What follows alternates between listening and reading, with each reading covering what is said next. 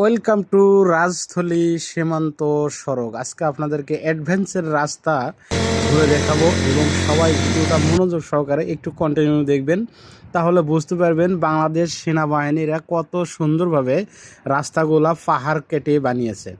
So guys, কথা না বাড়েই আপনাদেরকে নিয়ে চলতেছি সেই রাজস্থলী সীমান্ত সড়কে।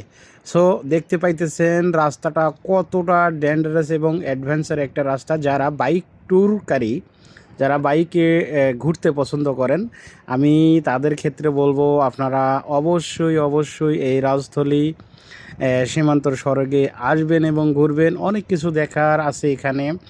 বিশেষ করে আপনারা যে সাইটের যে প্রদর্শনীয় জায়গাগুলা, বৌদ্ধদের মন্দির, তারপরে চাকমাদের বাড়িঘর, এগুলা না দেখে শুধু আপনারা রাস্তাটা দেখতে মন চাইবে আপনাদের। কেননা দেখতেই পাইতেছেন কর্নারিংগুলা কত টার্নিংয়ে নিতেছি, তারপরেও আকাশটা মনে হয় একদম নিচে নেমে এসেছে।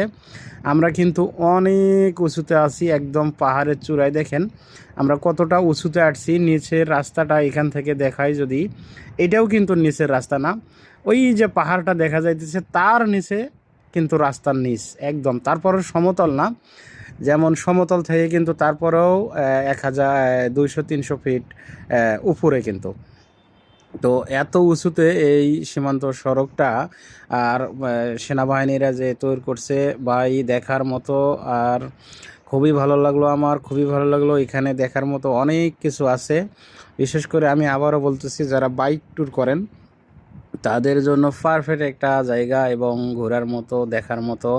সো বন্ধুরা, আমার ভিডিওটা আপনাদের কেমন লেগেছে অবশ্যই কমেন্টে জানাবেন। আমরা এই রাজস্থলী একদম বাংলাদেশের শেষ সীমানে যাওয়ার চেষ্টা করতেছি, দেখি কত দূর পর্যন্ত যেতে পারি। তবে বেশি দূর কিন্তু আর নাই, যেহেতু আমাদের এখানে সেনাবাহিনীর সাথে দেখা হয়েছিল। সো আমরা লাস্ট পর্যন্ত আপনাদেরকে দেখার চেষ্টা করব। দেখেন আমরা এখন শুধু নিচে নামতেছি। দেখেন একটা গাড়ি কত স্পিডে আসতেছে, তারপর উপরে তুলতে পারতেছে না।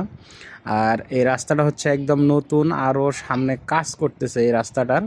আমি জানি না আমরা রাজস্থলী পর্যন্ত যেতে পারবো কি না পারবো, তারপরও আমি চেষ্টা করব আপনাদেরকে লাস্ট সীমানা পর্যন্ত নিয়ে যাওয়ার জন্য।